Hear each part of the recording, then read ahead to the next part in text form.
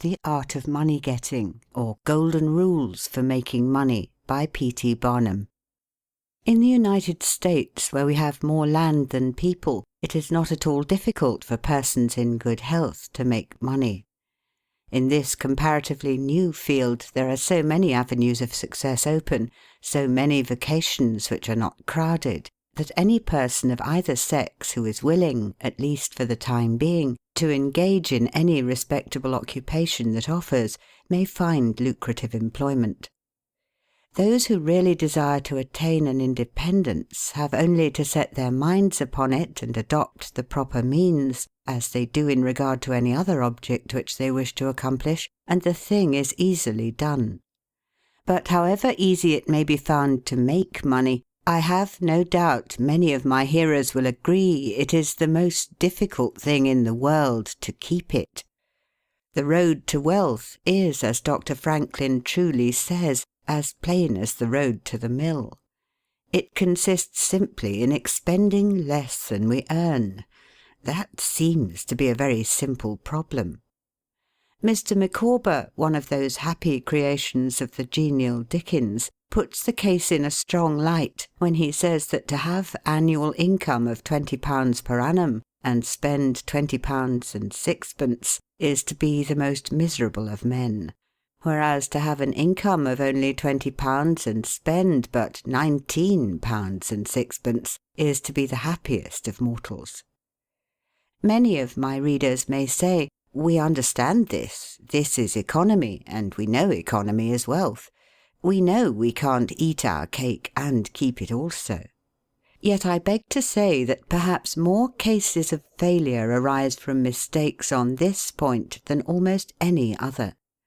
The fact is, many people think they understand economy when they really do not. True economy is misapprehended, and people go through life without properly comprehending what that principle is. One says, "I have an income of so much, and here is my neighbour who has the same. Yet every year he gets something ahead and I fall short. Why is it? I know all about economy." He thinks he does, but he does not. There are men who think that economy consists in saving cheese parings and candle ends, in cutting off 2p from the laundress bill, and doing all sorts of little mean, dirty things. Economy is not meanness. The misfortune is also that this class of persons let their economy apply in only one direction. They fancy they are so wonderfully economical in saving a halfpenny when they ought to spend 2p that they think they can afford to squander in other directions. A few years ago, before kerosene oil was discovered or thought of, one might stop overnight at almost any farmer's house in the agricultural districts and get a very good supper, but after supper he might attempt to read in the sitting-room and would find it impossible with the inefficient light of one candle. The hostess, seeing his dilemma, would say, "It is rather difficult to read here evenings. The proverb says you must have a ship at sea in order to be able to burn 2 candles at once. We never have an extra candle except on extra occasions." These extra occasions occur perhaps twice a year. In this way the good woman saves $5, $6, or $10 in that time. But the information which might be derived from having the extra light would, of course, far outweigh a ton of candles. But the trouble does not end here. Feeling that she is so economical in tallow candles, she thinks she can afford to go frequently to the village and spend $20 or $30 for ribbons and furbelows, many of which are not necessary. This false connote may frequently be seen in men of business, and in those instances it often runs to writing paper. You find good business men who save all the old envelopes and scraps, and would not tear a new sheet of paper if they could avoid it for the world. This is all very well. They may in this way save $5 or $10 a year, But being so economical, only in notepaper, they think they can afford to waste time, to have expensive parties, and to drive their carriages. This is an illustration of Dr. Franklin's saving at the spigot and wasting at the bunghole, penny wise and pound foolish. Punch, in speaking of this one idea class of people, says they are like the man who bought a penny herring for his family's dinner and then hired a coach and four to take it home. I never knew a man to succeed by practicing this kind of economy. True economy consists in always making the income exceed the outgo. Wear the old clothes a little longer if necessary. Dispense with the new pair of gloves. Mend the old dress. Live on plainer food if need be. So that under all circumstances, unless some unforeseen accident occurs, there will be a margin in favour of the income. A penny here and a dollar there, placed at interest, goes on accumulating, and in this way the desired result is attained. It requires some training, perhaps, to accomplish this economy, but when once used to it, you will find there is more satisfaction in rational saving than in irrational spending. Here is a recipe which I recommend. I have found it to work an excellent cure for extravagance, and especially for mistaken economy. When you find that you have no surplus at the end of the year, and yet have a good income, I advise you to take a few sheets of paper and form them into a book, and mark down every item of expenditure. Post it every day or week in 2 columns, one headed Necessaries or even Comforts, and the other headed Luxuries, and you will find that the latter column will be double, treble, and frequently 10 times greater than the former. The real comforts of life cost but a small portion of what most of us can earn. Dr. Franklin says, quote, "It is the eyes of others and not our own eyes which ruin us. If all the world were blind except myself, I should not care for fine clothes or furniture." End quote. It is the fear of what Mrs. Grundy may say that keeps the noses of many worthy families to the grindstone. In America, many persons like to repeat, "We are all free and equal," but it is a great mistake in more senses than one. That we are born free and equal is a glorious truth in one sense. Yet we are not all born equally rich, and we never shall be. One may say, there is a man who has an income of $50,000 per annum, while I have but $1,000. I knew that fellow when he was poor like myself. Now he is rich and thinks he is better than I am. I will show him that I am as good as he is. I will go and buy a horse and buggy. No, I cannot do that. But I will go and hire one and ride this afternoon on the same road that he does, and thus prove to him that I am as good as he is. My friend, you need not take that trouble. You can easily prove that you are as good as he is. You have only to behave as well as he does. But you cannot make anybody believe that you are as rich as he is. Besides, if you put on these airs, and waste your time and spend your money, your poor wife will be obliged to scrub her fingers off at home and buy her tea 2 ounces at a time and everything else in proportion, in order that you may keep up appearances and, after all, deceive nobody.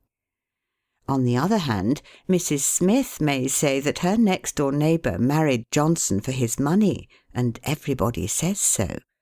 She has a nice $1,000 camel's hair shawl, and she will make Smith get her an imitation one, and she will sit in a pew right next to her neighbour in church in order to prove that she is her equal. My good woman, you will not get ahead in the world if your vanity and envy thus take the lead. In this country, where we believe the majority ought to rule, we ignore that principle in regard to fashion, and let a handful of people calling themselves the aristocracy run up a false standard of perfection, and in endeavouring to rise to that standard, we constantly keep ourselves poor, all the time digging away for the sake of outside appearances. How much wiser to be a law unto ourselves and say, we will regulate our outgo by our income and lay up something for a rainy day. People ought to be as sensible on the subject of money getting as on any other subject. Like causes produces like effects. You cannot accumulate a fortune by taking the road that leads to poverty. It needs no prophet to tell us that those who live fully up to their means, without any thought of a reverse in this life, can never attain a pecuniary independence. Men and women accustomed to gratify every whim and caprice will find it hard at first to cut down their various unnecessary expenses, and will feel it a great self-denial to live in a smaller house than they have been accustomed to, with less expensive furniture, less company, less costly clothing, fewer servants, a less number of balls, parties, theatre-goings, carriage ridings, pleasure excursions, cigar smokings, liquor drinkings, and other extravagances. But after all, if they will try the plan of laying by a nest egg, or in other words, a small sum of money at interest or judiciously invested in land, they will be surprised at the pleasure to be derived from constantly adding to their little pile, as well as from all the economical habits which are engendered by this course. The old suit of clothes and the old bonnet and dress will answer for another season. The Croton or spring water taste better than champagne. A cold bath and a brisk walk will prove more exhilarating than a ride in the finest coach.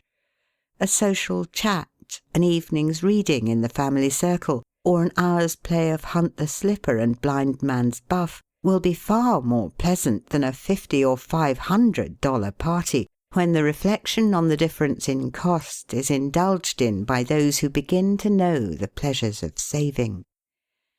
Thousands of men are kept poor, and tens of thousands are made so after they have acquired quite sufficient to support them well through life, in consequence of laying their plans of living on too broad a platform. Some families expend $20,000 per annum, and some much more, and would scarcely know how to live on less, while others secure more solid enjoyment frequently on a 20th part of that amount. Prosperity is a more severe ordeal than adversity, especially sudden prosperity. Easy come, easy go is an old and true proverb. A spirit of pride and vanity, when permitted to have full sway, is the undying cankerworm which gnaws the very vitals of a man's worldly possessions, let them be small or great, hundreds or millions. Many persons, as they begin to prosper, immediately expand their ideas and commence expending for luxuries, until in a short time their expenses swallow up their income, and they become ruined in their ridiculous attempts to keep up appearances and make a sensation. I know a gentleman of fortune who says that, when he first began to prosper, his wife would have a new and elegant sofa. "That sofa," he says, "cost me $30,000. When the sofa reached the house, it was found necessary to get chairs to match, then sideboards, carpets, and tables to correspond with them, and so on through the entire stock of furniture, when at last it was found that the house itself was quite too small and old-fashioned for the furniture, and a new one was built to correspond with the new purchases. Thus," added my friend, "summing up an outlay of $30,000 caused by that single sofa, and saddling on me in the shape of servants, equipage, and the necessary expenses attendant upon keeping up a fine establishment, a yearly outlay of $11,000, and a tight pinch at that. Whereas 10 years ago we lived with much more real comfort, because with much less care, on as many hundreds. The truth is, he continued, that sofa would have brought me to inevitable bankruptcy had not a most unexampled title to prosperity kept me above it, and had I not checked the natural desire to cut a dash. The foundation of success in life is good health. That is the substratum fortune. It is also the basis of happiness. A person cannot accumulate a fortune very well when he is sick. He has no ambition, no incentive, no force. Of course, there are those who have bad health and cannot help it. You cannot expect that such persons can accumulate wealth. But there are a great many in poor health who need not be so. If, then, sound health is the foundation of success and happiness in life, how important it is that we should study the laws of health, which is but another expression for the laws of nature. The nearer we keep to the laws of nature, the nearer we are to good health. And yet how many persons there are who pay no attention to natural laws, but absolutely transgress them, even against their own natural inclination. We ought to know that the sin of ignorance is never winked at in regard to the violation of nature's laws. Their infraction always brings the penalty. A child may thrust its finger into the flames without knowing it will burn, and so suffers. Repentance, even, will not stop the smart. Many of our ancestors knew very little about the principle of ventilation. They did not know much about oxygen, whatever other gin they might have been acquainted with, and consequently they built their houses with little 7 by 9 feet bedrooms, and these good old pious Puritans would lock themselves up in one of these cells, say their prayers, and go to bed.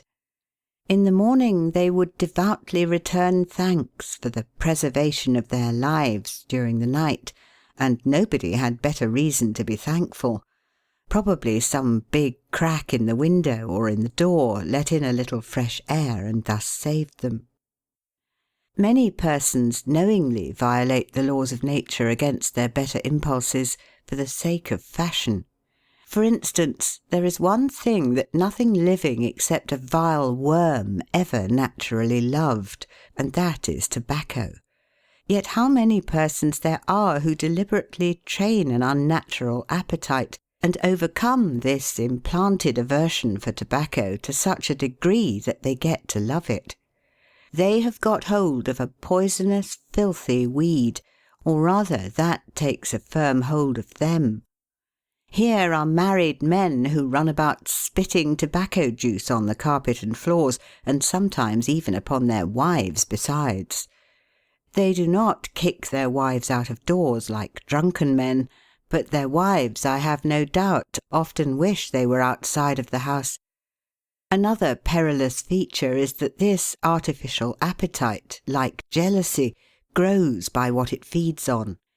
When you love that which is unnatural, a stronger appetite is created for the hurtful thing than the natural desire for what is harmless. There is an old proverb which says that habit is second nature. But an artificial habit is stronger than nature. Take, for instance, an old tobacco chewer. His love for the quid is stronger than his love for any particular kind of food. He can give up roast beef easier than give up the weed. Young lads regret that they are not men. They would like to go to bed boys and wake up men. And to accomplish this, they copy the bad habits of their seniors.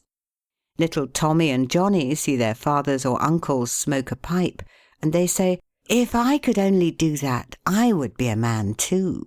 Uncle John has gone out and left his pipe of tobacco. Let us try it." They take a match and light it, and then puff away. "We will learn to smoke. Do you like it, Johnny?" That lad dolefully replies, "Not very much. It tastes bitter." By and by he grows pale, but he persists, and he soon offers up a sacrifice on the altar of fashion. But the boys stick to it and persevere until at last they conquer their natural appetites and become the victims of acquired tastes. I speak by the book, for I have noticed its effects on myself, having gone so far as to smoke 10 or 15 cigars a day, although I have not used the weed during the last 14 years, and never shall again. The more a man smokes, the more he craves smoking. The last cigar smoked simply excites the desire for another, and so on incessantly. Take the tobacco chewer. In the morning, when he gets up, he puts a quid in his mouth and keeps it there all day, never taking it out except to exchange it for a fresh one, or when he is going to eat. Oh yes, at intervals during the day and evening, many a chewer takes out the quid and holds it in his hand long enough to take a drink, and then pop it goes back again. This simply proves that the appetite for rum is even stronger than that for tobacco. When the tobacco chewer goes to your country seat and you show him your grapery and fruit house and the beauties of your garden, when you offer him some fresh ripe fruit and say, "My friend, I have got here the most delicious apples and pears and peaches and apricots. I have imported them from Spain, France and Italy. Just see those luscious grapes. There is nothing more delicious nor more healthy than ripe fruit. So help yourself. I want to see you delight yourself with these things." He will roll the dear quid under his tongue and answer, "No, I thank you, I have got tobacco in my mouth."